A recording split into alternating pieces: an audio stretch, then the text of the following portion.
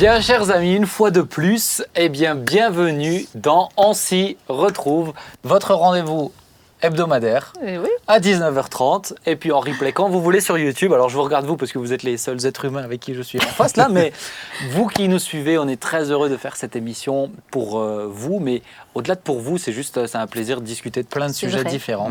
Nathalie, tu vas bien? Oui, très heureuse de vous retrouver. Jaune, c'est quoi? Jaune moutarde? Mais jaune oui. or? Un peu jaune comme toi, là, tu vois? Ouais, c'est vrai. Vous n'êtes pas sortis, c'est bien. Moi aussi, j'en ai un petit peu. Eh ouais. C'est un petit peu. Allez, à la limite, un petit peu. Non, allez. c'est du vert, tu peux quitter le plateau, merci. Jérémy, tu vas bien? Oui, merci beaucoup, je vais très bien, en pleine forme. Ouais, Bon, comme très d'habitude. bien. Et Thibaut, Yes. tu vas bien? Ça va très bien. Merci en forme? beaucoup. Au top. Bon, ça c'est bien. Thibaut, je sais que c'est très honnête à chaque fois quand on lui demande s'il va Ah bah bien. merci, ça veut dire que je suis pas honnête. Non, mais lui, on sent quand il va bien, on sent qu'il va bien. Ça livre Quand ouvert. il va pas bien, on sent qu'il va Là, pas je bien. le dis. Tu vois, parce que des fois, C'est quand vrai. on dit ça va bien, c'est juste ouais, mais ça, on passe vite à autre chose. Lui, c'est je vais très bien, je suis très heureux. On va passer à la première partie de cette émission. On commence à s'y faire maintenant depuis tout ce temps. Donc, il y a 3 parties, 2 ou 3 parties, ça dépend de l'horaire et comment avance Et la de qui discussion. En général, moi, j'ai prévu quelques notes. Les chroniqueurs ont juste des intitulés. Et l'idée, c'est d'être le plus naturel possible sans se positionner en tant qu'expert. Ce n'est pas une émission de débat, parce que j'estime que pour avoir des débats équilibrés, il faut des experts. Là, c'est une discussion, comme à la maison, à bâton rompu, de plein de choses. Et voilà, là, on va parler de 3 thématiques. On va entendre un témoignage assez particulier, je dirais, dans le milieu chrétien, mais je trouvais intéressant de l'entendre. C'est Jean David, vous verrez juste un petit peu plus tard. Mais on va commencer par une question d'actualité. C'est pas la question peut-être la plus facile pour commencer une émission, on s'y retrouve, mais c'est le projet de loi pour la légalisation de l'euthanasie. C'est un projet de loi qui est actuellement en train d'être discuté. On le voit pas mal sur les sujets des plateaux télé, etc.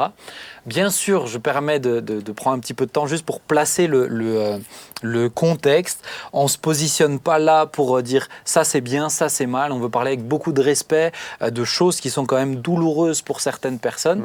Mais voilà, moi ça ne me semblerait pas juste de me brider si je ne me bride pas sur plein d'autres sujets.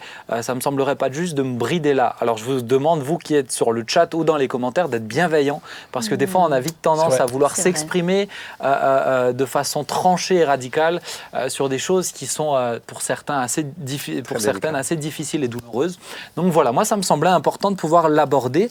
Je vais commencer comme ça. C'est Michel Houellebecq qui cette semaine dans le Figaro, cette semaine, la semaine où on est en train de tourner bien sûr, mais dans le Figaro a parlé, il a dit une civilisation, alors lui il s'est positionné, mais qui a dit une civilisation qui légalise l'euthanasie perd tout droit au respect. Alors c'est une phrase vraiment forte, peut-être trop dure à mon goût, mais j'ai envie de commencer avec une première question qui n'est pas de but en blanc, est-ce que vous êtes pour ou contre? C'est comprenez-vous les gens qui pensent à cette option?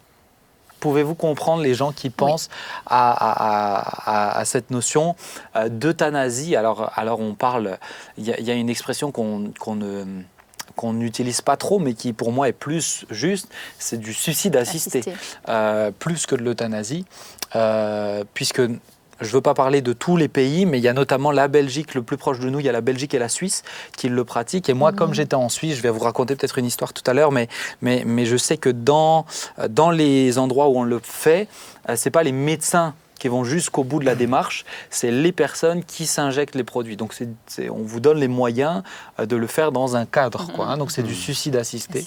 Alors Nathalie, est-ce que tu comprends? Tu as dit, j'ai entendu un oui dans mon oreille. Oui, je peux comprendre. Il y a des situations où la personne est tellement en souffrance qu'elle se dit, même en tant que chrétien, la mort m'est un gain, comme disait un peu Paul. Et on peut comprendre qu'à un stade de souffrance tel, on ait envie en fait de rejoindre le Christ, quoi. Au-delà des chrétiens, là, on parle chrétien ou oui, pas chrétien. Oui, mais à plus forte raison, je veux dire. On entend souvent dans des sondages à ce sujet les personnes dire « oui, si jamais je souffre ». Et c'est vrai que la souffrance nous fait tous peur, quoi. À nous tous, ça nous fait vraiment peur. Donc, je ne dis pas que je suis pour, bien sûr, mais je peux comprendre cette position. Oui, c'est ça, là, on est en train de parler de est-ce qu'on arrive à se mettre peut-être à la place. Thibaut, Jérémy? Pour moi aussi, je peux comprendre que quelqu'un face à la souffrance, une souffrance extrême, veuille tout simplement en finir, je veux dire, arrêter de souffrir. Même je veux dire, en tant que chrétien, même bibliquement, il y en a plein dans la Bible qui ont demandé la mort. Je veux dire, C'est enfin vrai. plein. Il y en a plusieurs qui ont demandé la mort face à la On souffrance ou peut à citer l'angoisse. un Élie, par exemple, Voilà, Jérémie. Élie, un Job, même un Jonas aussi. Je veux dire, il y a, voilà, je pense qu'à un moment donné, personne n'aime souffrir. C'est humain. Hein. Et c'est humain.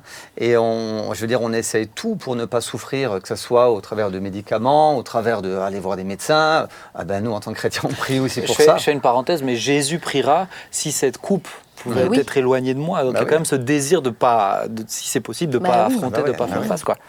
Ouais. Mais en tout cas, moi, je peux comprendre qu'on veuille en finir avec la souffrance. Maintenant, en finir avec la vie, ça, c'est encore autre chose. Je trouve que c'est beaucoup plus délicat. Parce que je trouve que déjà, il faut être en paix avec soi-même et avec Dieu pour se dire que je veux partir. Parce que c'est vrai que le fait de souffrir ici-bas, mais de souffrir aussi pour l'éternité, quand on est loin de Dieu, je trouve que c'est encore plus terrible. Ouais, mais peut-être ne nous enfermons pas pour des chrétiens, pour des gens Bien qui sûr. ont cette notion de Ah ouais. l'éternité, parce qu'il y a des gens qui ne l'ont pas du tout. Ouais. Mais peut-être pour quelqu'un où moi, par exemple, j'étais dans ce cas-là, vivre, c'est souffrir. Donc finir avec la souffrance, ça veut dire finir Finir avec la vie à ce moment-là. Tib, En tout cas, je me suis retrouvé une période dans ma vie où effectivement, je pense que j'aurais vraiment souhaité partir parce que la souffrance, les difficultés, le fait de comme plus avoir d'espoir, bah, je pense que j'aurais aimé en finir à quelque part. Ouais. Et j'ai eu cette période-là, donc je peux la comprendre parce qu'elle est naturelle. Je dirais presque naturellement, effectivement, on veut fuir la souffrance. Et si la seule solution, c'est d'en finir et c'est la mort, ben, je peux comprendre que naturellement, les gens puissent aspirer à ça. Ma peur, c'est cette notion de légalisation. Et effectivement, personne n'aime la souffrance et on est de plus en plus fragile. La société est fragilisée. C'est vrai. Donc le problème, c'est que si on légalise dans une société qui fuit la souffrance encore plus, peut-être que nos parents, nos grands-parents, bah, quels sont les dégâts qui nous attendent ?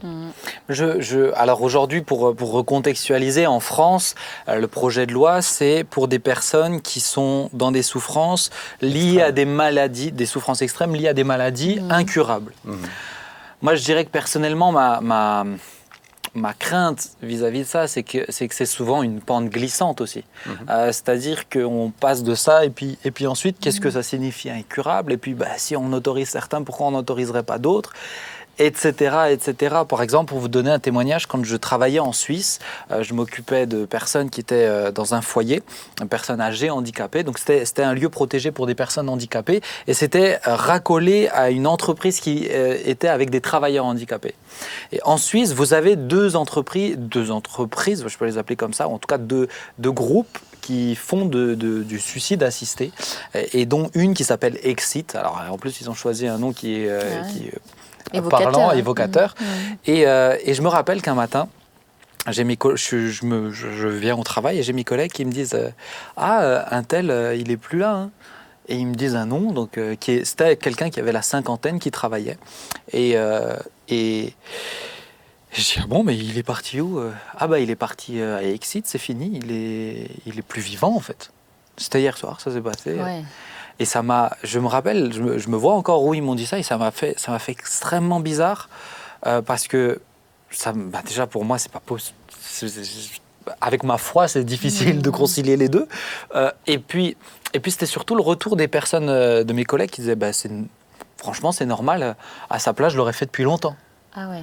Et c'était un homme qui avait eu un accident et qui était handicapé, paralysé des jambes, mais qui avait toute sa tête. Il était, je dirais, le seul résultat de cet accident, c'était la paralysation. La paralysie, pardon. La paralysie, mais il avait toute sa tête, etc. Et à un moment donné, il a décidé ça. Et moi, j'avoue que c'est peut-être ça qui me rend mal à l'aise, en fait, parce que je trouve que ça peut être une pente glissante et bien que je comprenne la souffrance. Et pour être très honnête, pour ceux qui me découvrent, moi j'ai fait des tentatives de suicide et où Dieu m'a littéralement sauvé la vie. Et j'ai été dans des moments où véritablement souffrir, et je ne parle même pas juste de souffrance psychique, vous savez, avec les effets secondaires des médicaments que j'avais des douleurs insoutenable. Hein. Des fois, j'avais des moments, vous cherchez sur Internet de la dyskinésie, vous verrez ce que c'est, des globes vésicaux, vous verrez ce que c'est. Mais je vous assure que c'est invivable. Et mourir, mes souffrances vont s'arrêter. Et dans l'urgence, c'est ce qui nous semble le meilleur. Quoi. Mais moi, je dirais aujourd'hui, personnellement, la souffrance fait aussi, et je ne veux pas parler à la légère, mais mon point de vue, c'est la souffrance fait partie de la vie. La souffrance fait partie de la vie et je crois qu'il y a aussi des... Aujourd'hui, heureusement, j'ai été guéri, mais les médecins disaient que c'était incurable. Et oui, c'est ça. Chez moi, les médecins disaient que c'était incurable. Donc, j'en sais rien, hein, je suis pas à la place de ceux qui créent la loi, mais est-ce que quelqu'un qui était dans mon cas, où les médecins ont dit c'est incurable, aurait pu se suicider ? Oui. Aujourd'hui, j'ai envie de dire heureusement que je n'avais pas un droit légal ou qui me... Je vais peut-être utiliser une expression crue, mais qui me facilitait le travail d'aller dans quelque chose où j'ai plus besoin d'avoir peur de la souffrance puisque je ne souffrirai pas. Et je crois que la peur de la souffrance face à la mort, face au suicide, c'est une peur qui nous protège véritablement. Et ça, c'est extrêmement important pour quelqu'un qui a des pensées comme ça. Mais voilà, est-ce que pour vous, quand vous entendez un projet de loi pour l'euthanasie, est-ce que vous voyez aussi une pente glissante ou comment vous concevez la chose ? Il y a déjà une loi qui existe, c'est la loi Leonetti qui existe. Alors vas-y, dis non, moi je ne connais pas. Bon, la loi Leonetti, je pense que je ne me trompe pas, mais elle accompagne déjà les personnes qui sont en fin de vie. Donc ça veut dire quoi ? Ça veut dire que quand quelqu'un, on sait qu'il n'y a plus du tout d'espoir, donc ils mettent un produit létal où la personne s'endort, tout simplement. Et là, c'est les infirmiers qui font la piqûre. Mais là, c'est contre l'acharnement thérapeutique, si je comprends bien. En fait, c'est pour ça que c'est bien d'aborder la question. Je pense qu'on arrive parfois à des stades extrêmes à force d'acharnement thérapeutique, où la personne aurait pu peut-être partir avant, en vérité. Donc, moi, personnellement, je ne suis pas pour l'acharnement thérapeutique. Oui, mais je pense que beaucoup de gens, en fait, sont maintenant contre ça, chrétiens ou pas, d'ailleurs. Hein. Mais ce qu'on veut rajouter à cette loi Leonetti, c'est vraiment la vraie question. Pourquoi faut-il encore rajouter des choses ? Alors là, je n'ai pas vraiment développé trop les amendements. Il y a, je crois, 3000 amendements. Il y a beaucoup d'amendements. Et on sent quand même derrière une pression sur une euthanasie plus rapide, plus simple, en tout cas. Plus simple à faire.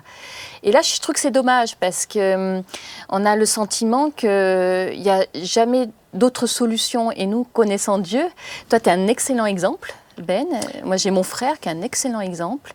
Ton frère qui était schizophrène et qui aujourd'hui, dont on dit aussi incurable. Voilà, et aujourd'hui, c'est vrai, il est libéré de cette maladie-là, alors qu'il y avait, comme toi, aucun espoir pour lui.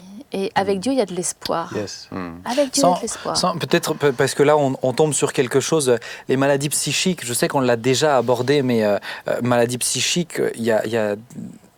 On parle par exemple dans la dépression ou certaines maladies que une des conséquences de la maladie, ça peut être maladie entraînant la mort. Et ça peut être finalement la finalité d'une maladie, malheureusement. Et où moi, j'ai vu quelqu'un, je suivais quelqu'un qui était dépressif depuis des années et qui s'est suicidé, mais honnêtement, c'était le résultat de sa maladie. Donc là, on rentre encore sur autre chose. Là, on parle de... allez, imaginons quelqu'un qui a des souffrances... pas psychique, mais physique, et qui dit de son plein gré. C'est ça, quelqu'un qui signe un papier, je veux pas d'acharnement thérapeutique, c'est une chose, mais qui dit de son plein gré, je veux en finir, je veux que vous m'ôtiez la vie, ou je veux qu'on m'aide à m'ôter la vie. Thibaut, tu voulais dire ? Pour moi, il y a une notion de rébellion contre Dieu. Dieu nous a créés et a déterminé finalement la durée de notre vie. Il connaît exactement le nombre de jours. Et il est celui qui doit rester maître de la vie et de la mort. Et je pense à partir du moment où on commence à jouer avec ça, quelque part on dit à Dieu que c'est nous Dieu en fait, c'est nous qui décidons. Et c'est une tendance quand même là aussi naturelle de rejeter Dieu et finalement de se mettre à la place de Dieu puis de décider pour nous. Mais je ne crois pas que c'est juste. Et c'est là où, effectivement, il faut qu'on lui fasse confiance dans le fait de lui dire « Ok, j'accepte que c'est toi qui décides, mais je veux te faire confiance que c'est toi qui m'aides dans ma souffrance et qui est capable d'intervenir dans ma souffrance. » Et ça, je suis convaincu que la solution, elle se trouve en Dieu et en Jésus qui a connu cette souffrance extrême et qui a fait confiance à son Père dans cette souffrance. Et son Père l'a soutenu. Et à quelque part, son Père a été jusque même le ressusciter d'entre les morts. Et donc, je crois en ce message d'espoir pour tous ceux qui sont peut-être dans la souffrance. Alors, je vais donner un argument qui va vous dire, encore une fois, c'est juste pour nous aider à réfléchir, et à réfléchir sans trancher. On ne va pas trancher cette question comme ça, c'est des points de vue, mais pourquoi on n'est pas contre pour l'euthanasie des animaux alors on est pour les animaux. Quand vous, ou plutôt, j'ai envie de dire, en tout cas, j'ai envie de dire, ça fait moins débat. Quelqu'un qui, Nathalie, tu as un chien, si ton chien souffre, à un moment donné, je ne sais pas, en fait. C'est une bonne question. C'est une bonne question. En tout cas, moi, je sais que, par exemple, dans le milieu chrétien, je connais plein de gens qui sont allés jusqu'à cet endroit-là de l'euthanasie des animaux. Et ça fait partie aussi des arguments pour lesquels on appuie. Intéressant, oui. Mais je trouve que ça mérite d'être soulevé et d'être relevé, puisque... on est dans un pays où on vit l'euthanasie des animaux depuis, je ne sais pas depuis combien de temps, mais des années, des années et des années. Oui. Mais moi, j'ai quand même un peu de mal de comparer des hommes et des animaux, tu vois, parce que les chasseurs, ils vont à la chasse pour aller tuer le gibier. Je veux dire, on n'en fait pas tout un foin. Moi, j'ai du mal à comparer. Alors, je dis pas les animaux. Certains le font. Mais moi, j'ai du mal, en tout cas, à comparer les animaux et les êtres humains. Je trouve qu'il y a quand même une sacrée différence. Alors, je dis pas, on peut être attaché à son chien, à son chat, à son perroquet, pas de problème. Mais si on le fait euthanasier, c'est justement parce qu'il souffre. Et c'est pour pas qu'il souffre. Oui, donc, si on est prêt à le faire pour juste un chien, allez, juste un chien. Pour moi, un humain, c'est encore plus important. Pourquoi on ne serait pas prêt pour un humain? Encore une fois, là, je mets ça comme ça, mais c'est pour discuter. C'est des éléments de réflexion. Je peux dire que Jésus est mort pour sauver les humains et il n'est pas mort sur la croix pour sauver les animaux. Donc, effectivement, la valeur finalement que Dieu a donnée à l'homme, de la vie humaine, c'est en ça où effectivement on n'a pas la même relation. Un animal, il ne va pas prier pour que Dieu vienne lui ôter la souffrance. Et c'est pour ça qu'effectivement, c'est peut-être de l'ordre de notre responsabilité, effectivement, de lui enlever. Nous, on est responsables des animaux, censés dominer sur eux, en prendre soin, contrairement à nous, où là, c'est Dieu qui est responsable de nous. En tout cas, si on veut qu'il soit responsable de nous. Enfin, en tout cas, moi, je trouve qu'au niveau de l'euthanasie, aujourd'hui, si ça devrait être légal, c'est comme si on donne la solution aux gens, en fin de compte. Tu souffres, on te donne une solution. Et on va plus chercher autre part, quelque part, ou plus loin, de se dire, il y a une autre solution que l'euthanasie. Et je trouve que c'est là aussi où il y a le danger. C'est que toutes les personnes qui, à un moment donné, dans un moment de leur vie, a un temps de faiblesse, comme Thibaut à un moment il l'a dit, comme toi Ben, comme plein d'autres qui vivent la solitude, où pour eux la solitude est difficile, la maladie, une séparation amoureuse, enfin tellement de cas qui pourraient se mettre là. La solution qu'on donne à ces gens-là, vous souffrez, ok, alors il y a l'euthanasie. Parce que, quelque part, cette loi du suicide assisté est juste collée derrière. C'est deux choses différentes. C'est deux choses bien différentes, mais on voit qu'elles sont ensemble et elles peuvent vite. C'est pour ça que je disais qu'au préalable, pour moi, ouvrir cette porte, c'est ouvrir une porte sur une pente glissante. C'est que c'est encore une fois, alors je vais reprendre un autre parallèle, mais au tout début de la création de la loi pour l'avortement, les propos qui étaient avancés, c'était cela, c'était le propos d'enfants où il y a des complications, et on voit que ça s'est démocratisé. Encore une fois, moi je respecte toutes les femmes qui on a fait une chronique aussi sur ça à un moment donné avec Claire. Donc on en parle avec beaucoup de respect des gens qui même sont passés à l'acte. Moi j'ai beaucoup je les méprise pas aucunement. Je peux comprendre à quel point la souffrance peut amener à des moments de détresse. Mais je te rejoins dans ce que tu dis, c'est la vie est aussi faite de saisons. Et je peux entendre qu'on m'amène ce côté incurable de la chose, je suis le contre-témoignage. Il y a quand même des gens où c'est pas arrivé. Il y en a qui ont souffert. Et peut-être que ce que tu dis, Thibaut, il y a un début de réponse mais si on regarde à Dieu, Dieu peut nous aider aussi dedans. Oui. En tout cas, c'est sûr que c'est un sujet qui est actuel. Et il y a, si je me trompe pas, mais je crois que c'est 60. Je crois le chiffre que j'avais entendu, c'est 76% des gens en France qui sont pour la légalisation de l'euthanasie. Donc ça montre que c'est parlant, ça répond à quelque chose, en tout cas chez les Français, et puis chez d'autres, en Suisse, en Belgique, en Australie, ils le font, donc, en Suède, ils le font. Donc ça se démocratise de plus en plus. La question, c'est, moi, ma réflexion derrière, c'est, d'accord, mais est-ce qu'on n'ouvre pas la porte sur quelque chose de plus, de plus léger derrière en termes d'accompagnement? Non, vas-y, excuse-moi Nathalie. Moi, je considère que derrière, il y a quand même un grand manque d'espoir. C'est-à-dire que ça serait intéressant de faire peut-être témoigner quelqu'un qui avait vraiment l'intention de se suicider, moi, en fait partie, et qui aujourd'hui, avec le recul, quand il va bien, dit heureusement qu'on ne m'a pas assisté au suicide. Non, mais moi je vais être très honnête, heureusement qu'on ne m'a pas facilité le travail. C'est ce que j'ai dit avant. Moi quand tu as envoyé les thèmes, je réfléchissais à ça, je me suis dit, mais quand Suzanne Peter-Schmidt était malade, donc, où les médecins ont dit vous pouvez reprendre votre femme, elle va mourir à la maison. Donc c'est fini pour elle. Jean a pris son époux. Et elle souffrait beaucoup. Il l'a emmenée à la maison. Si en ce temps-là, il y avait le droit à l'euthanasie, ils auraient dit bon, comme j'aime ma femme, on est d'accord, on discute ensemble, elle est d'accord, elle veut partir, ok, on lui fait une petite piqûre, elle souffre plus et elle part. Non, elle est rentrée à la maison et elle a pu vivre un miracle. Je veux dire, elle a vécu le miracle et aujourd'hui, on est ici, sur ce plateau, on vit tout ce qu'on vit, parce que Suzanne, en même temps, elle a vécu le miracle. Je veux dire, mais jusqu'au bout, Dieu nous donne la vie, on a à espérer en lui. Alors oui, jamais Dieu a dit que notre vie allait être un fleuve tranquille, doux et paisible. Il y a des moments de souffrance, de difficulté et tout ce qu'on peut avoir dedans, mais... Comme tu le disais Nathalie, moi je crois qu'il y a de l'espoir. Et je crois qu'il faut qu'on puisse mettre de plus en plus notre espoir en Dieu, justement quand on vit des temps difficiles ou des temps de souffrance, jusqu'au bout de nos vies. Et beaucoup de gens ont rencontré le Seigneur au travers de la souffrance. Moi, les gens qui m'inspirent beaucoup, c'est Johnny Erickson Tada, qui est quadraplégique, qui a écrit des bouquins et qui témoigne de ça, qui a elle-même essayé de se suicider, ou alors Nick Vujicic, qui est né sans bras et sans jambes, et qui sont débordants de joie, qui servent Dieu et tout ça, et qui ont été dans des saisons un peu comme ça, où ils voulaient en finir. Et d'avoir des fois des modèles comme ça, c'est important, parce que ça redonne de l'espoir, ça nous donne du courage.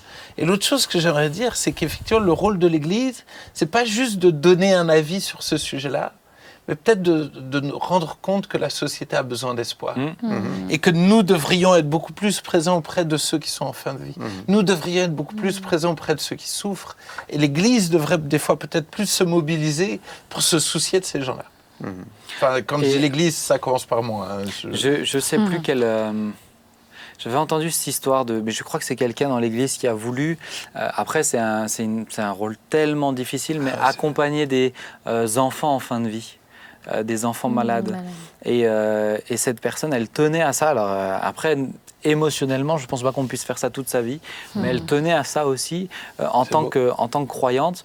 Et moi, je trouve qu'effectivement, il y a aussi ne pas faire de la mort et de la souffrance un tabou qu'on évite absolument, parce que voir des gens être pas bien, être au seuil de la mort, nous on a l'occasion d'en voir quand même régulièrement. C'est sûr que c'est pas les moments où c'est pump it up, mais je pense qu'il y a de la place pour justement des gens qui ont de l'espérance à ce moment-là. Et l'espérance, néanmoins pour les chrétiens, c'est quand même l'espérance de la vie éternelle. Il y a l'éternité qui est devant nous. Je veux dire, quand on regarde, la vie, elle passe tellement vite. Je veux dire, honnêtement, la vie passe vite. Et même quand on vit des temps de souffrance, ça paraît plus long, mais n'empêche, la vie est courte. Et devant nous, c'est l'éternité. Et notre choix est hyper important. D'ailleurs, même dans la parole de Dieu, il est dit, mais je mets 2 chemins devant toi, le chemin de la mort, le chemin de la vie, mais choisis la vie. Et je pense que dans tous les cas, on doit choisir la vie. Et d'autant plus en tant que chrétien, quand on a la foi en Jésus, on a cette vie éternelle où là, on sait, il n'y aura plus de souffrance, ni de pleurs, ni tout ça va disparaître. Et je crois que ça, c'est une espérance qui est juste extraordinaire. Et ça, il faut qu'on s'accroche à ça. Et on va terminer sur ça, mais effectivement, moi je suis assez d'accord aussi de dire qu'on est pour la vie, mais que cette partie de nous qu'est la mort, elle n'est pas entre nos mains et elle viendra comme elle viendra en fait. Et je pense que effectivement même la peur de souffrir pour quelqu'un qui est suicidaire, moi je le témoigne, ça m'a protégé longtemps. Longtemps. Après, quand arrive une telle souffrance où on dit peu importe comment ça se passe, l'essentiel c'est d'en terminer, là on est sur autre chose. Mais je crois aussi que d'alléger cette charge-là, ça ouvre la porte sur quelqu'un qui, et pourquoi pas, juste dans un moment passager, dire ah, j'en ai marre, etc. C'est là où ça risque de vite aller dans d'autres choses. On va avancer, mais ça me semble important en tout cas de l'évoquer. Et les amis, n'oubliez pas, sur le chat, vous pouvez réagir, mais soyez bienveillants, je vous le demande. Ne parlez pas à la légère. Parce que ça, c'est même pas juste quand on est en émission, c'est aussi quand on est personnellement chez soi à la maison. N'oubliez pas que même chez soi à la maison, il y en a un qui nous voit et qui écoute nos propos et qui sait aussi quel est l'état de notre cœur. Donc faisons attention aussi à comment on parle de ces choses-là à des gens en souffrance, en extrême souffrance. Moi, en tout cas, je tiens à vous dire, si vous êtes dans ce cas-là, on prie pour vous et je veux prier pour vous parce que je crois, comme on l'a dit, il y a de l'espérance et une autre espérance et un autre espoir. On va essayer d'avancer. Parce que le temps continue de passer. Mais je vous ai parlé d'un témoignage qu'on va évoquer ou un sujet qu'on va évoquer qui est un petit peu innovant. En tout cas, on ne l'entend pas souvent dans le milieu chrétien. C'est le témoignage de Jean-David, de hooligan à Jésus. De hooligan à Jésus. Salut Jean-David. Bonjour à tous. Hello. Est-ce que tu vas bien ? Très bien, merci. J'espère que vous aussi. Eh ben, écoute, moi je vais bien. Vous allez bien ? Yes. Très bien. Eh ben, écoute, ils vont bien. On espère que ça continuera sur cette lancée avec toi. En tout cas, on est très heureux de t'avoir pour te présenter. Peut-être que certains, vous connaissez la famille de Jean-David. Jean-David, c'est Jean-David Caddy, peut-être vous connaissez, ou Stéphane pour les plus jeunes, ou Christian aussi, le papa. Et Jean-David, tu viens de Nice. Qu'est-ce que tu fais dans la vie d'ailleurs ? Tiens, ça je ne le sais même pas. Alors, je suis gestionnaire de stock au Palais des Congrès à Monaco et aumônier à la maison d'arrêt de Nice, au quartier hommes et au quartier femmes. Et tu es aumônier à la maison d'arrêt. Alors, Jean-David, si je t'ai fait venir sur ce plateau, j'ai donné l'intitulé de cette chronique, mais la chronique s'appelle « De hooligan à Jésus ». Tu as vécu un moment de ta vie où tu étais hooligan. On va revenir dessus, peut-être pour nous contextualiser l'histoire. C'était il y a combien de temps ? Alors, moi, j'ai été fasciné par ce milieu à l'âge de 9 ans. Par le milieu des hooligans ou par le milieu du foot ?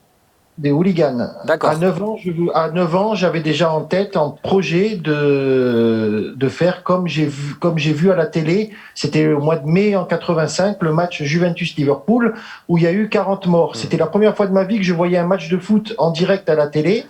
Et donc ce jour-là, devant mes yeux, il y a eu 40 morts. Des bagarres, tout ça entre Italiens et Anglais. Et le monde entier a été outré et moi j'ai été fasciné par ça.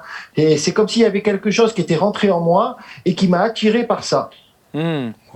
Et donc à 14 ans, j'ai commencé une première bagarre face à des gens que je connaissais pas. Je suis rentré dedans. Et à 18 ans, j'ai été interdit de stade en France et de bar en France suite à un passage au tribunal pour des violences. Donc ça, c'était il y a combien de temps du coup ? Alors ça, c'était la première condamnation date de 1994. D'accord, ouais, ok. Donc effectivement, toi, on sent qu'il y a eu à un moment donné qui t'a marqué, mais quand je t'avais appelé pour discuter un peu de cette histoire, toi tu m'as dit d'abord tu étais un ultra. Oui, alors... Alors peut-être explique ce que c'est un ultra pour quelqu'un qui découvre. Ben, un ultra, c'est un supporter un peu plus fanatique. C'est ceux qui jouent du tambour, qui agitent des drapeaux, qui amènent des écharpes, qui font des t-shirts, qui font des animations. Et bien entendu, il y a des fois, ça, c'est vrai que c'est sympa parce que ça met de l'ambiance dans les stades et tout. Mais à côté de ça, derrière, il y a quelque chose de malsain qui attire, pas tous, mais une partie des gens qui en ont ras-le-bol d'agiter des drapeaux, d'agiter des écharpes, pour certains de se peindre le visage, et on veut quelque chose de plus hardcore. Ok.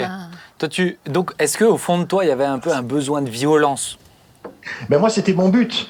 Pour atteindre ce milieu-là, il fallait que je passe par les ultras. D'accord. Et donc j'ai été ultra et ensuite, après, on s'est rassemblés et on a commencé à créer une bande. Et puis, où est-ce qu'il est apparu de la solidarité? Où est-ce que là, il y a beaucoup de drogue qui circulent, beaucoup d'alcool.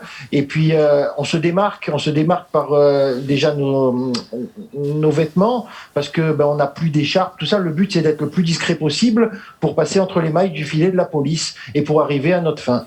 D'accord. Et donc, toi, dans ta tête, c'était « Ok, je passe ultra pour ensuite basculer vers le hooliganisme ». On a tout fait avec certains qui étaient comme moi pour faire ça, quoi.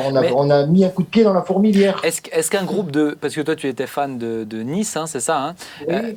Est-ce qu'un groupe de hooligans existait déjà ou est-ce que c'est vous qui l'avez créé? Il y avait de la violence. Il y avait de la violence et on a essayé par rapport déjà, à l'époque il y avait de la violence, mais il n'y avait pas de sécurité. C'était facile. À la mi-temps, on pouvait aller tourner, frapper les supporters adverses, revenir. C'était bon, entre guillemets, je dis un bon enfant. Ensuite, il y a eu beaucoup plus de police, beaucoup plus de répression, et donc à ce moment-là, il fallait être plus discret. On pouvait plus être comme des sapins de Noël avec nos écharpes et tout. Donc il a fallu s'organiser, et on s'est organisé. D'accord. Et en tout cas, si je peux poser une question, donc la finalité des hooligans, c'est vraiment taper sur les adversaires, c'est ça, ou est-ce qu'il y a d'autres choses? Être un hooligan, c'est une culture. Déjà, c'est une culture. C'est pas du tout. C'est comme par exemple un chrétien. Un chrétien n'est pas chrétien que pendant le culte, le dimanche. Un chrétien, il est chrétien toute la semaine. Il entretient sa vie chrétienne par de la louange, par de l'adoration, par de la contemplation, par des hymnes, par du jeûne, par de la prière, par tout ça. Et Amen. C'est ce qu'on espère. On parle des chrétiens, pas des hooligans là. Hein, le monde du foot hardcore, c'est une culture vestimentaire, c'est une culture musicale, c'est une culture de tatouage, on est tout le temps ensemble. On invite les gars du groupe. Oui. On invite les gars du groupe à la maison. On fait des repas. Les repas tournent autour de quoi? Autour de nos futures attaques, de comment on va passer entre les mailles du filet. Ou alors, quand on parle pas de nos futures attaques, on parle du sang de nos ennemis qui a coulé. On se remémore toutes ces choses-là et tout tourne autour de ça. D'accord. Et comment Donc concrètement, vous étiez dans le stade pour voir le match et puis ensuite, vous conveniez avec les autres d'un endroit pour se taper dessus, c'est ça? Non. Ça, c'était la période ultra. La période hooligan, des fois, on restait au bar. Par exemple, moi, une fois, j'ai traversé la France, j'ai fait 1200 km en bus.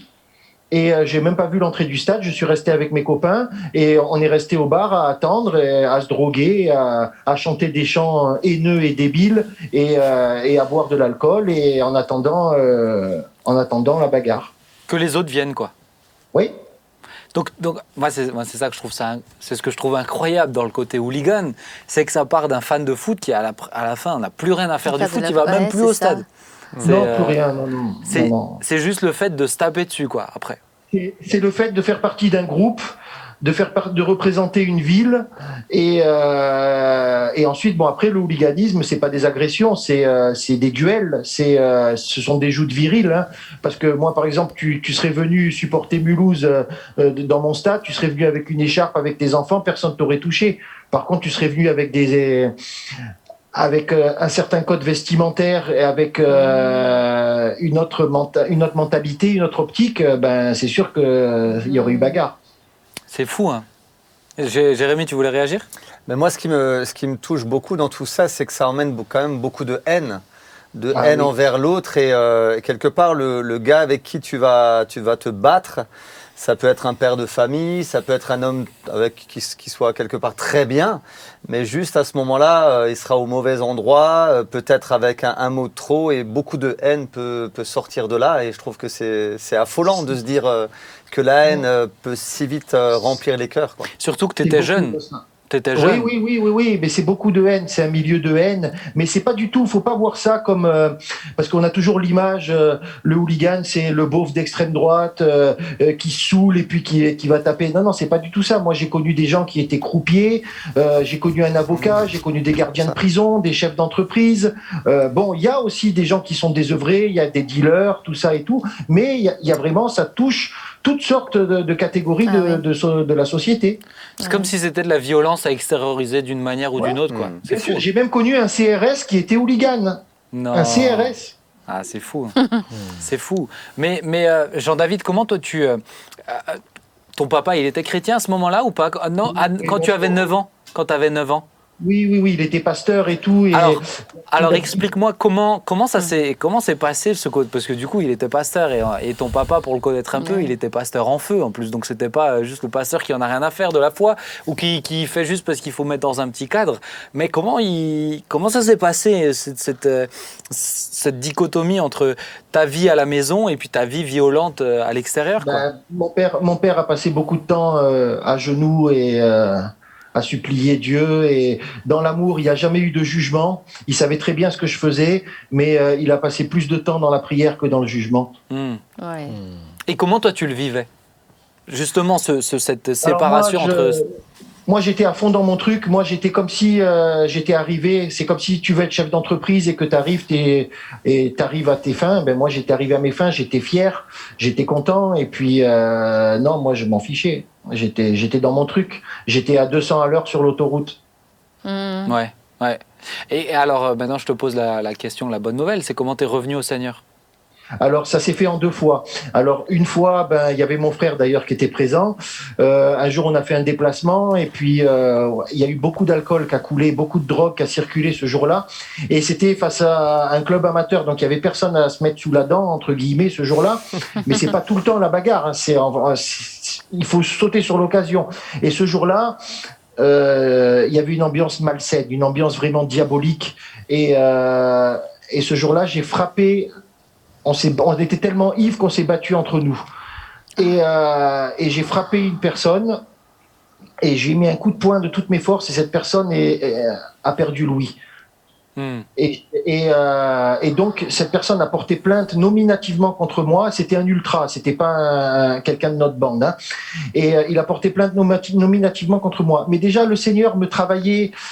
Ça commençait à me travailler et j'ai dit écoute, là je devais aller en prison parce que j'avais déjà de la prison avec sursis, j'étais connu comme le loup blanc, et j'ai dit Seigneur, si je vais pas en prison, je vais te suivre et je serai fidèle. Et il y avait une plainte nominative, j'aurais dû y avoir droit, vraiment, hein. D'ailleurs, il y a un gars du groupe, un gars du gang qui m'a dit, il croyait pas du tout en Dieu, il avait des t-shirts 666, il m'a dit tu peux remercier ton Dieu. Je n'ai pas fait un séjour en prison. Et j'ai marché avec Dieu. Mais il s'est passé quelque chose après. Ouais, alors justement, je me suis dit, il m'en a parlé au téléphone quand on s'était appelé pour préparer l'émission. Je me suis dit, ça serait intéressant de l'évoquer. Alors, tu es revenu sincèrement à Dieu. Tu me racontais que quand tu es venu à ce moment-là, tu es revenu vraiment sincèrement à Dieu. Mais pour toi, aujourd'hui, avec du recul, tu as fait une bêtise. Et c'était quoi cette bêtise? Alors, j'avais tout arrêté. Franchement, j'étais sincère. La drogue, tout, j'étais clean. J'étais bien, je me suis fait baptiser et tout. Et j'ai voulu que l'expérience que j'avais vécue, j'ai voulu la faire vivre à mes anciens amis. Le soir de mon mariage, ils étaient là, je les ai invités, et le soir de mon mariage, on m'a offert de la drogue. Et au fur et à mesure, c'est comme la parabole des 4 terrains, les ronces, elles ont commencé à m'envelopper, et je suis revenu sur le terrain du foot hardcore, encore plus méchant et encore plus fou que j'étais avant, et encore plus dangereux. Donc on peut dire que tu as replongé, quoi. Corps et âme. Wow. Et tu venais de te marier, ça je l'avais même pas, je savais même pas que tu venais de te marier quand tu as replongé, quoi. Oui, ma femme était au courant de tout ça, elle était au courant. Comment alors? Je lui avais dit, de toute façon, tu m'as connu comme ça, je vais pas changer, c'est comme ça fait partie du lot. Alors, attends, on va parler une fois avec ta femme. Enfin, on va parler avec ta femme. On va revenir sur le sujet du mariage, etc. Comment cette période-là. Mais toi, tu restais avec ses amis pour qu'ils rencontrent Jésus. C'est ça, hein? Oui. Je restais, j'étais neutre, je faisais plus rien. Mais, comment t'expliquer? Le fait de rester avec eux, les mauvaises influences ont commencé à revenir. J'aurais mieux fait de rester avec des jeunes chrétiens, mais il n'y en avait pas beaucoup dans l'église. Enfin, je ne veux pas remettre la faute sur les chrétiens de l'église, parce que j'aurais dû couper. Et franchement, ceux qui nous écoutent aujourd'hui, je leur conseille d'être radical avec le péché. On peut pas, il faut vraiment couper et partir et tout quitter. Et puis je pense qu'il y a des relations où il y a un moment donné, il y a besoin de couper, de marquer une séparation liée à un temps aussi. On ne peut pas juste couper dans son cœur avec des relations aussi intenses si ça prend pas un peu de temps où on se voit plus, quoi. Et pourquoi pas ensuite, aujourd'hui, avec toutes les années de recul que tu as, ça serait autre chose. Mais je pense qu'effectivement, moi je connaissais que ça. J'ai fait que ça toute ma vie. Ouais. Nathalie, tu voulais dire quelque chose? Oui, Jean-David, j'avais une question pour toi, parce que tu étais quand même dans un foyer, je suppose, équilibré, un papa pasteur aimant. Comment tu peux expliquer que tu avais besoin de cette haine, ce déchaînement de haine? Comment tu peux l'expliquer? C'est pas forcément de la haine. La haine, on est obligé d'en avoir dans ces moments-là, mais c'est surtout la recherche de l'adrénaline. Voilà. C'est l'adrénaline, il y en a. Ils vont peut-être faire, je sais pas moi, du parapente, tout ça. Quelqu'un qui aime le foot hardcore, il aime l'adrénaline. Il aime sentir quelque chose qui est au fond de lui, où est-ce qu'on est prêt à vivre une expérience collective et on se fait peur, quoi. Besoin de se sentir vivant, en fait. Bien sûr. Et comment, alors je reviens sur, tu as dit que tu as replongé quand tu t'es marié. Soir de ton mariage, ils t'ont offert de la drogue et petit à petit tu as replongé. Ton épouse, comment elle l'a pris? Alors j'ai toujours été très, très bien, très respectueux. J'ai toujours tout fait pour ma femme, mes enfants, tout ça. Mais elle était triste, bien entendu. Elle priait beaucoup. Et les prières ont fonctionné. Et ça a duré combien de temps la deuxième session? La deuxième partie, ça a duré jusqu'à à peu près 2011. Mais déjà, à partir de 2009, j'ai fait une overdose de tout ça.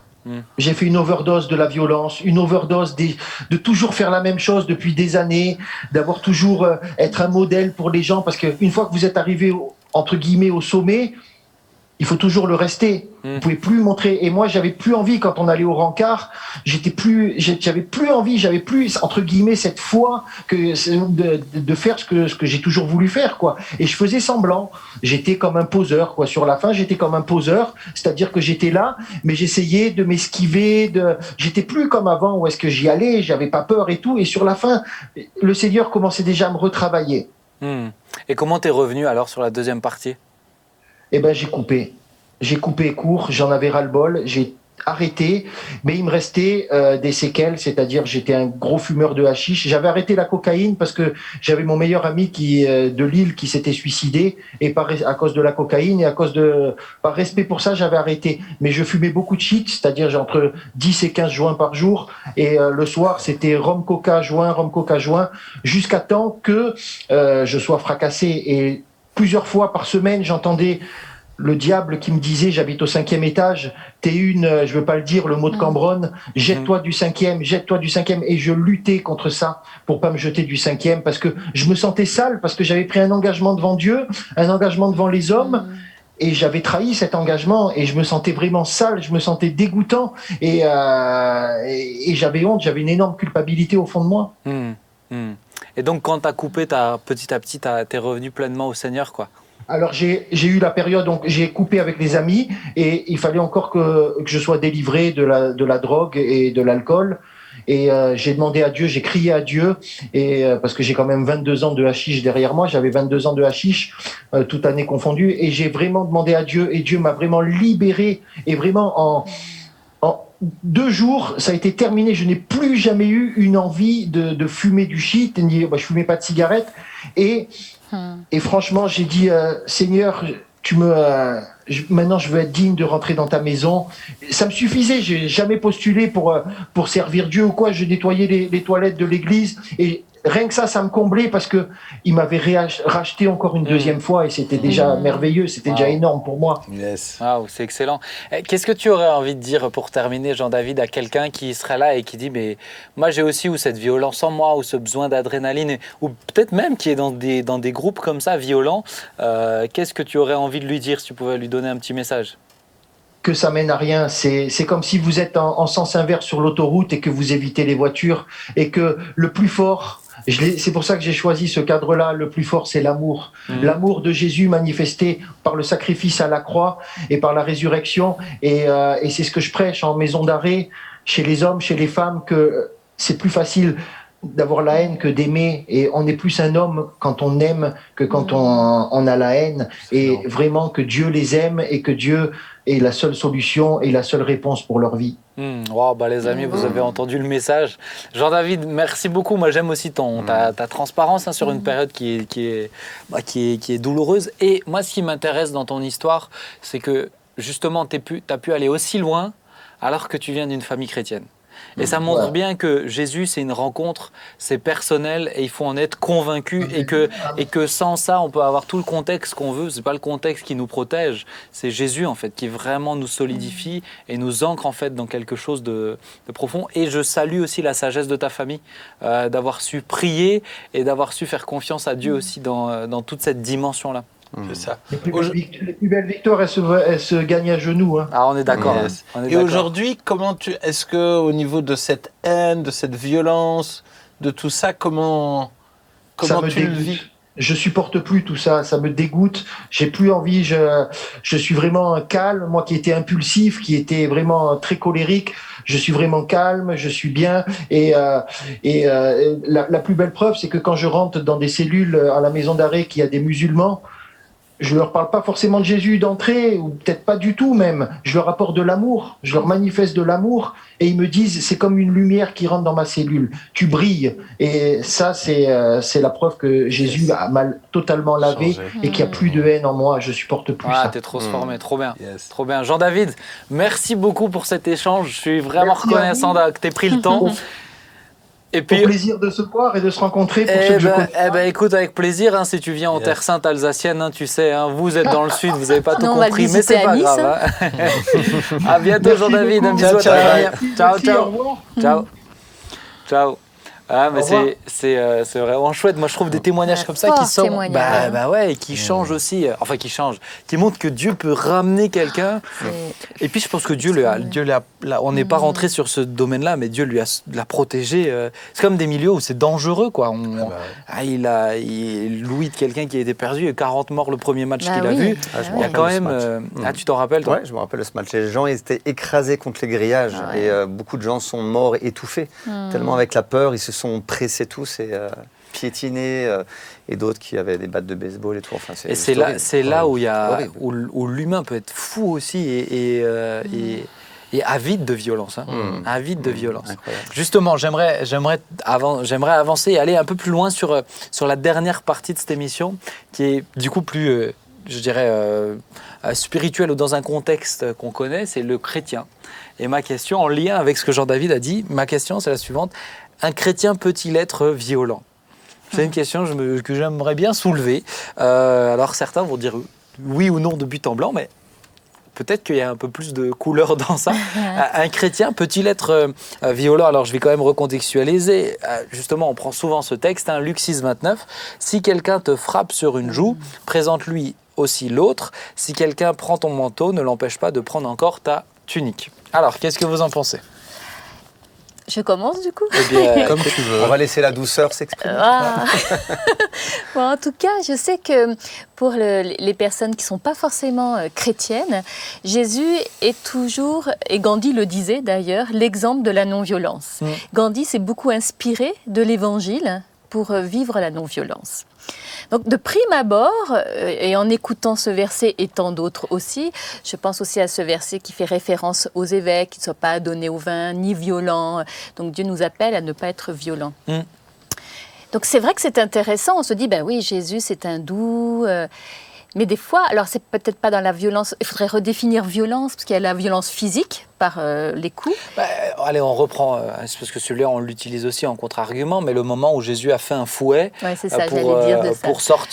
pour sortir les marchands. Donc, et s'il a fait un fouet, c'est pour l'utiliser. Quoi. Ouais, pour ça, j'ai réfléchi à ça. Des fois, Jésus, il était quand même radical. C'était quelqu'un de radical. Et même dans ses propos, moi, je me dis, des fois, il y a des personnes qui en ont pris une claque dans ses propos. Mais là, parlons de la violence physique. Allez, contextualisons la violence physique. Un chrétien peut-il être violent physiquement dans telle ou telle situation? Je pense qu'on peut avoir des saintes colères.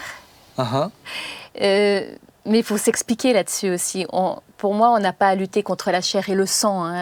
Effectivement, je pense à tous ces chrétiens persécutés qui restent tellement dans cette sérénité, parfois dans des situations complexes. Tu te dis, mais ce sont des frères extraordinaires. Maintenant, je sais qu'on peut se retrouver dans des situations où on peut être en colère contre les dominations, les autorités, les forces qu'on ne voit pas. Alors, c'est peut-être pas dans le physique, on va pas se mettre à boxer. Allez, je donne un exemple encore plus concret, mais allez, Thibaut, on agresse Anne-Cat devant toi. C'est l'exemple que j'allais donner. Je pense que face à l'injustice, je crois qu'il faut savoir défendre l'opprimé, qu'il faut savoir... moi, je me souviens de Christian, alors qu'on caillassait les voitures, Christian Gagneux qui a sauté avec Daniel et finalement, ils se sont défendus. En fait, ils ont défendu l'Église, ils ont défendu... Et depuis ce jour-là, tout d'un coup, il y a eu un calme et un vrai changement dans le quartier. Et je pense qu'il y a eu une certaine forme... Alors, pour moi, qui doit être très, très limité et dans un cadre très précis, face à l'injustice, où des fois, il faut savoir se défendre ou défendre quelqu'un. Dire stop, quoi. Dire stop. Maintenant, c'est vraiment dans un cas très précis. Oui, c'est pas un mode de vie. Parce qu'aujourd'hui, moi, je vois énormément de gens, et j'entends énormément de violence dans les familles, violence physique, et ça, c'est inadmissible. Oui. C'est inadmissible et beaucoup de gens ont des problèmes d'haine, de violence, d'incapacité de se contrôler. Et je pense que ça, vraiment, ces gens-là ont besoin de crier à Jésus, que Jésus vienne les délivrer. Donc pour toi, il y a oui, c'est possible, mais dans un contexte, un cadre, la notion d'injustice ou se défendre. Quoi. Moi, j'avoue que je me suis reposé ces questions quand j'ai eu Sylvia, quand je me suis marié et quand j'ai eu mon fils. Je me suis imaginé, tiens, maintenant, si on leur faisait du mal, comment tu réagirais? Je ne me vois pas dire non, ne leur faites pas de mal, s'il vous plaît. Quoi.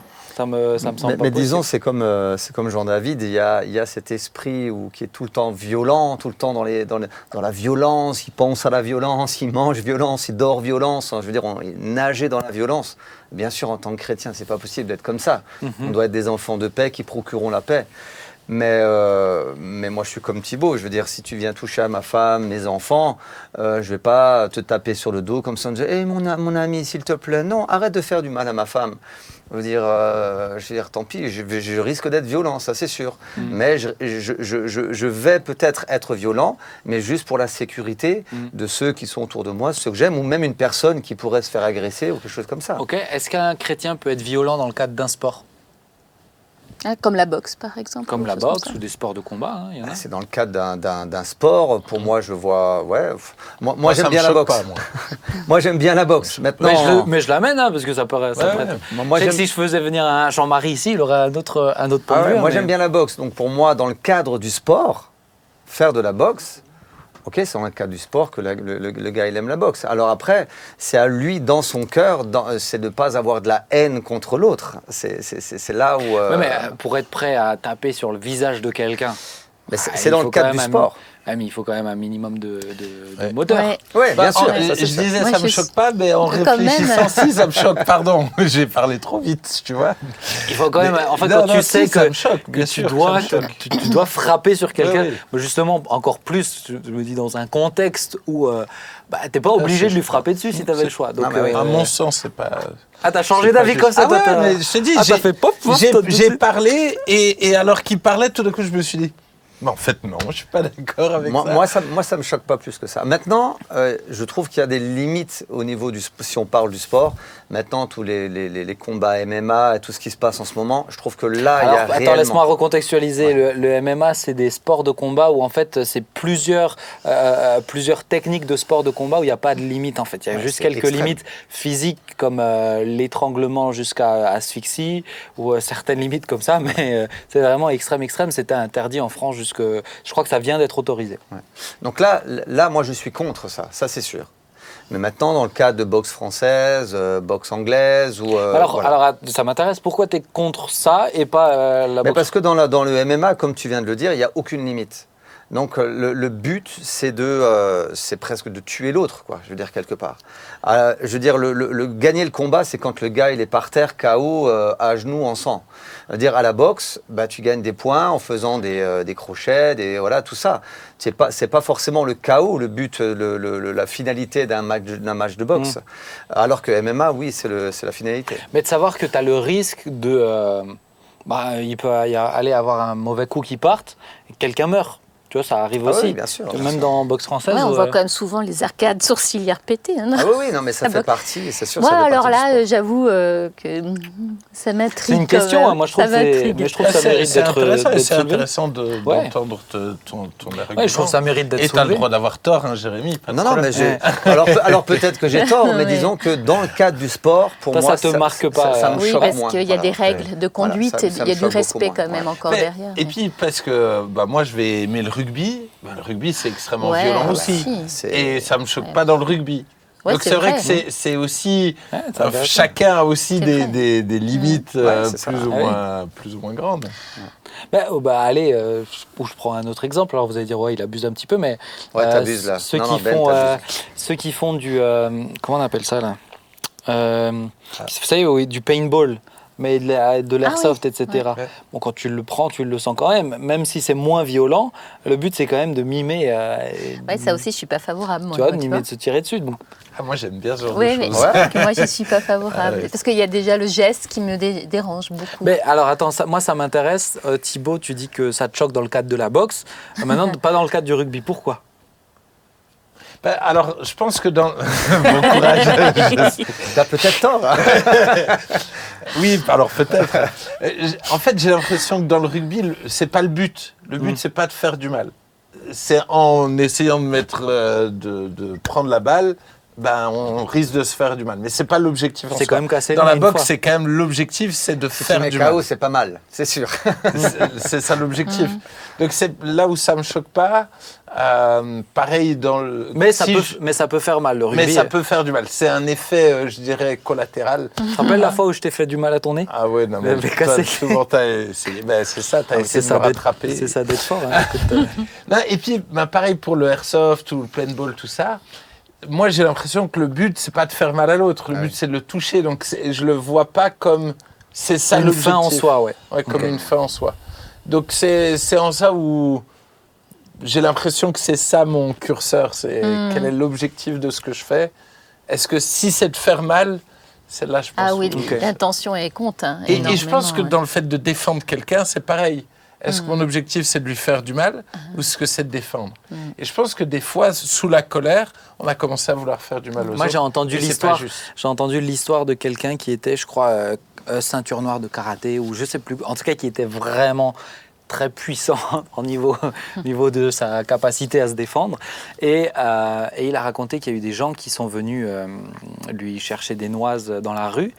Et en racontant cette histoire, il disait honnêtement, je crois que j'avais 4 moyens de mettre cette personne KO. Mais la décision que j'ai prise, c'était de partir en courant. Mais je pense que c'est une réalité. Et je trouve, alors pour le coup, je trouve ça admirable. Ouais. Honnêtement, heureusement que j'ai pas ces capacités-là, parce que je pense que j'aurais pas réagi de cette manière-là. Et il a pris cette décision en disant, je pense que la meilleure des solutions à ce moment-là, c'était de pas blesser l'autre, et j'aurais pu lui faire trop mal. Et donc j'ai décidé de partir en courant. Ouais, c'est sage. Moi, une fois, il m'est arrivé un truc, une petite histoire rigolote, quand je travaillais encore avec mon frère. Il y a 2 gars en voiture avec une fille qui était derrière et je vois mon frère en train de s'énerver dans le rétro. Je me dis mais qu'est-ce qui se passe ? Et je me retourne, je vois que les gars aussi derrière ils étaient nerveux. Et les gars, ils ont doublé mon frère comme ça, ils sont venus devant, et d'un coup, ça a commencé un peu à chauffer en levant la tête. Et puis d'un coup, celui de devant, il a mis le frein à main, il est sorti de la voiture. Et mon frère est sorti de la voiture. Et moi, en tant que chrétien, j'étais à côté. Ton frère, il n'est pas chrétien? Non, pas chrétien. Ah, c'est bien de le préciser, Non, parce oui, il que n'est pas chrétien. je ne sais pas la suite de l'histoire, mais je préfère le du coup, préciser. je suis resté assis et je regardais bien sûr le passager à côté qui était aussi un homme. Et je me suis dit, mais qu'est-ce que je fais? Si je sors, parce que un contre un, je me suis dit, bon, ben voilà, et donc avec leurs problèmes. Mais je regardais le passager en me disant, mais si lui sort, je fais quoi? Je reste dans la voiture, tranquillement, parce que je suis chrétien, je fais rien. Ou alors je me dis, je sors parce que je ne vais pas le laisser tout seul. Alors bien sûr, j'attendais que le gars, enfin, ou reste plutôt assis. Malheureusement, il n'est pas resté assis, il s'est levé, il est aussi sorti. Donc je suis aussi sorti. Et je suis allé à sa rencontre, je lui ai dit, écoute, ou alors on les laisse se disputer, parce qu'il n'y avait pas encore de bagarre, hein, pas encore, se disputer ensemble, se régler leurs problèmes, et nous on reste tranquille, ou alors on est obligé aussi de se mettre dans l'histoire. Donc la personne a décidé de rien faire aussi, donc on a attendu. Ça a commencé à chauffer de l'autre côté, et à un moment donné, l'autre passager, donc il a reçu quelques petits coups, ça lui a fait un peu mal. Il est rentré dans sa voiture et il est allé chercher une batte de baseball. Et à ce moment-là, je me suis dit, ouh là, on a un problème. Alors je suis allé vers lui pour lui dire, oh stop, on se calme, parce que j'ai essayé de calmer la situation. Et heureusement, après, la fille qui était donc dans la voiture est sortie, elle l'a engueulé, elle dit, mais attends, t'arrêtes et tout ça, tu rentres dans la voiture, ça suffit. Et puis ça s'est arrêté là. Mais honnêtement, je ne sais pas comment les choses auraient pu tourner. Mais ça peut partir tellement vite. Tellement vite. Et je crois que moi, la situation, situation, quand on peut, ou se dire, bon, on laisse tomber la maîtrise de soi, on dit, allez, celui en voiture, combien de personnes se sont battues en voiture? C'est quand même impressionnant. Mais de se dire, vaut mieux se laisser passer, ou alors, comme l'exemple que tu as donné, de fuir pour se dire, mais il vaut mieux partir et quitter ce temps de violence faible, que de... tu sais que... Voilà, c'est pas grave, c'est pas ça qui est important. Alors moi, mais tu vois, ça m'amène du coup dans cette réflexion de dire, ok, pour défendre quelqu'un, mais alors prendre des cours de sport de combat pour pouvoir se défendre si jamais. As, par exemple, il y a beaucoup d'enfants, où il y a plusieurs enfants qui, quand ils se font harceler à l'école, les parents décident de les mettre dans des sports de combat pour se défendre. C'est-à-dire apprendre la violence et des techniques pour faire mal quand même. Les sports de combat, c'est quand même dans le but de faire mal à l'autre. Pour faire mal, pour pouvoir se défendre. Est-ce que c'est bien ou c'est pas bien? Je pense qu'il y a des cours vraiment de défense, de self-défense, et où là tu cherches pas à faire mal, oui, tu cherches vraiment à te défendre, et je dirais que ça c'est très bien, et j'y vois pas de mal. Voilà, c'est mon avis. Moi, le principe, peut-être en réfléchissant, c'est de me dire quand même, le principe global, ça doit être de faire confiance à Dieu, et de dire, mais ok, tendre l'autre joue, ça doit être le principe de base. C'est-à-dire l'exception, c'est à la limite défendre et m'interposer physiquement. Donc toi, tu dis défendre quelqu'un. Parce que là, le texte, c'est tendre ton autre joue, c'est-à-dire qu'on te frappe toi. Oui, si maintenant on te frappe... Pour moi, si on me frappe moi, c'est-à-dire mon objectif, c'est pour moi tendre l'autre joue, c'est je dois fuir la souffrance et montrer la joue neutre. C'est-à-dire fuir la souffrance, c'est-à-dire je dois m'enfuir. Ou j'y arrive en courant, ou j'y arrive effectivement en me défendant. Mais le but, c'est quelque part, d'arrêter... de ne pas rendre le mal au mal. Voilà. Quoi. Donc toi, pour toi, à ce moment-là, c'est une une image, ce que Jésus est en train de exactement. dire. C'est important de le dire. Alors, c'est pas textuellement, on te met une frappe sur la joue, il faut que tu mettes l'autre... c'est ça. Parce que sinon, ça peut durer longtemps. Si à chaque fois, il te frappe sur une joue, dans l'autre... Et pour moi, le principe, c'est même d'utiliser le nom de Jésus, de prier dans son cœur. C'est-à-dire que le danger, c'est de résoudre la chose par soi-même. Et je pense qu'on peut avoir ce réflexe-là. Moi, je l'ai déjà expérimenté. J'ai déjà vu entendu des témoignages de gens qui l'ont expérimenté, de proclamer le nom de Jésus, de faire un choix qui est illogique tout d'un coup dans la situation, mais où Dieu est intervenu et finalement... ils s'en sont sortis parce que Dieu est intervenu. Et je pense que ça aussi, il faut en parler. Mais l'un ne va pas sans l'autre. Des fois, il faut... On va terminer sur cette histoire, parce que je sais que je t'avais déjà entendu la raconter, quand tu t'es interposé sur sortie de gare, un gars qui se fait agresser, et toi, tu es venu pour défendre, mais là, tu n'as pas frappé. Ah là, j'ai pas frappé, et au contraire, j'ai dit au nom de Jésus, tu ne le toucheras pas. Et ils ont sorti une barre de fer. Et la suite, c'est qu'ils ont sorti une barre de fer. Comme Moi, j'avoue, quoi, le quand nom de je Jésus lui ai pour dit ça. au nom de Jésus, tu ne le toucheras pas, je pensais honnêtement, qu'il allait fuir en courant ou exploser en mille morceaux. Je m'attendais vraiment à ce qu'il y ait un truc surnaturel qui se passe. Il ne s'est rien passé de surnaturel. Il a demandé une barre de fer et il m'a dit de... Il a demandé. Non, il a demandé à quelqu'un une barre de fer, l'autre personne lui a donné. Et donc il dit de partir parce qu'il voulait frapper l'autre de base. Et je dis non, je partirai pas. Et je me suis pris un coup de barre de fer. Et bon, à ce moment-là, il a fui. Je pense qu'il s'est dit que là, j'allais avoir des remontées d'Ancien Testament. mais moi, ce qui m'impressionne, c'est que ce que j'ai dit, c'est au nom de Jésus, tu ne toucheras pas. Et effectivement, il ne l'a jamais été retouché. La prochaine fois, je dirai autre chose. Tu ne toucheras pas et tu me toucheras. Voilà, c'est ça.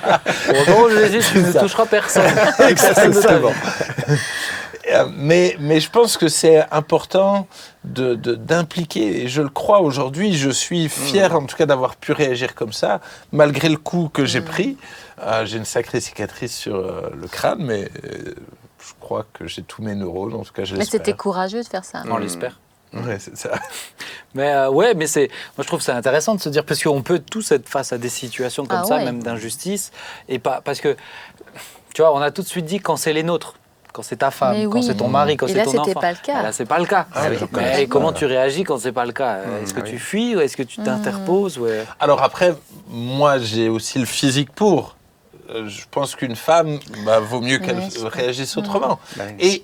Et honnêtement, à ce moment-là, j'ai 50 personnes dans la gare qui nous regardent C'est et ça qui ne qui est bougent fou. pas. Bouge pas. Ouais, je me rappelle ton histoire. Je veux dire, moi, c'est ça que je trouve C'est ça le qui est plus fou. terrible. C'est-à-dire que si tout le monde se serait levé, Hein. je veux dire, la situation... Avec ou sans barre de fer. Exactement, Ouais. là, je veux Le dire, la nombre, ouais. situation Personne n'est change. obligé de laisser tomber. Ouais, ouais. Ah, c'est ça qui est. Ouais.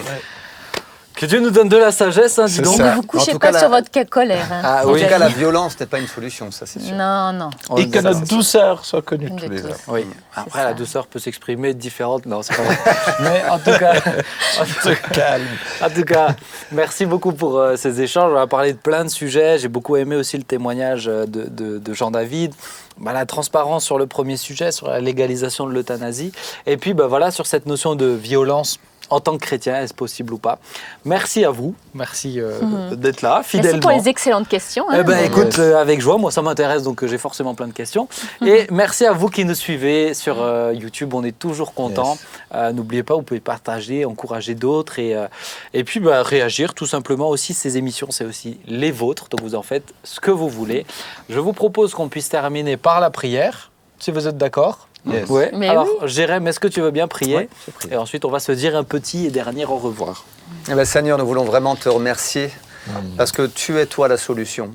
Oui. Seigneur, face à tout ce que nous pouvons vivre, face à la société, à toutes ces questions, Seigneur, toi, tu es la solution. Aide-nous, Seigneur, à faire les bons choix. Aide-nous à aller dans la bonne direction. Seigneur, nous voulons toujours nous rappeler que tu es le chemin, la vérité et la vie. Amen. En toi, il y a la vie. En toi, il y a la vérité. Tu es le seul chemin. Et donne-nous à chacun d'entre nous, Seigneur, de pouvoir à chaque instant marcher à tes côtés. Merci vraiment pour tous nos bien-aimés, pour chacun d'entre nous. Et que toutes ces questions, Seigneur, puissent mûrir dans nos cœurs. Merci pour tout, Père, dans le nom de Jésus. Amen. Amen. Amen. Merci à vous. Merci à vous qui nous suivez encore une fois. Je vous donne rendez-vous vendredi prochain pour une nouvelle émission. On s'y retrouve. Plein d'autres sujets, plein d'autres discussions, plein d'autres questions, plein d'autres réactions. N'oubliez pas, rendez-vous à 19h30 vendredi prochain ou en replay quand vous voulez sur la page de la Porte Ouverte sur YouTube. À bientôt. Ciao, ciao. Au revoir. Bye bye.